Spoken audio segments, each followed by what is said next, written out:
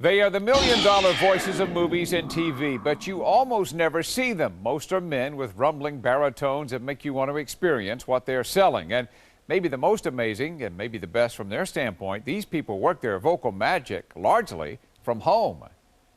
It's a terrific date movie. They are the Wonder Women of 2004. It's the best of Seinfeld. Sleepover, rated PG. They have the voices you know and the faces you don't. And they're among the very few who've made it really big. At 8:30, 7:30 Central, tonight on Fox. And the clock is ticking. Put the voices with the pictures, and you really appreciate what they do. For Jack Bauer, the question is real. That's the booming greatness of the godfather of voiceover artist, Don LaFontaine.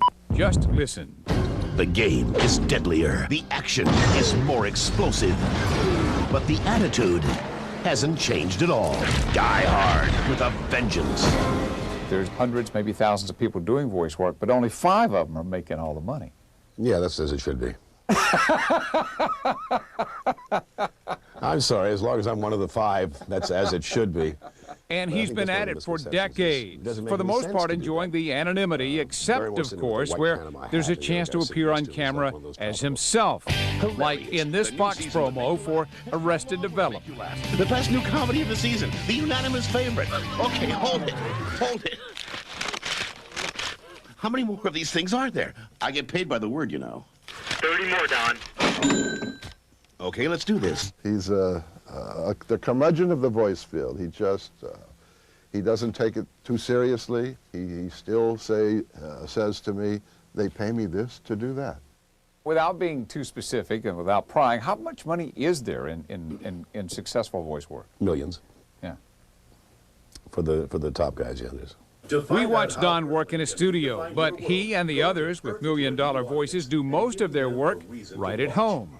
Love can seduce you. Take Ben Patrick Johnson. He's built a studio with a view right at the house. He even has his own engineer. Ben Patrick Johnson, take one. On July 9th, the game is on. The friends, the rivals. On this night, anything can happen. Sleepover. FBI agents Marcus and Kevin Copeland have been assigned to protect the heiresses to a multi-billion-dollar fortune. White chicks. There are, I'd say, 5 or 10 of us that could have the lion's share of the work. But what Notice the hands moving as the big voices work. Project Twilight.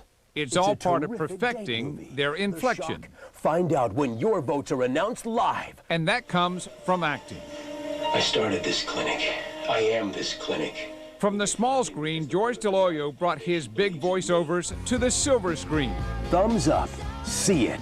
13 going on 30.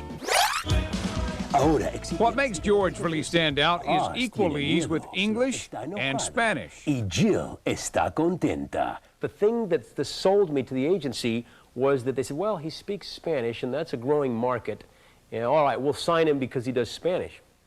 It is a boys' club. Cedering Fox is one of the few women to really succeed in voiceovers. She doesn't work out of a home studio with a view, but in a tiny bedroom enclosure, which houses my very little studio.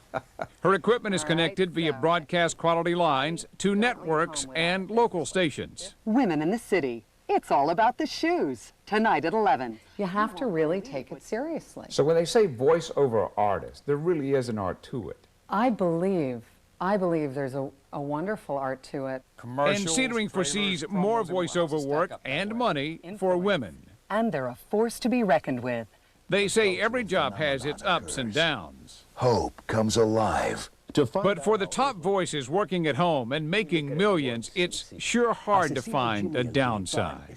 There is no worst part. There's no downside, at least not for me, because I love what I do. I always have.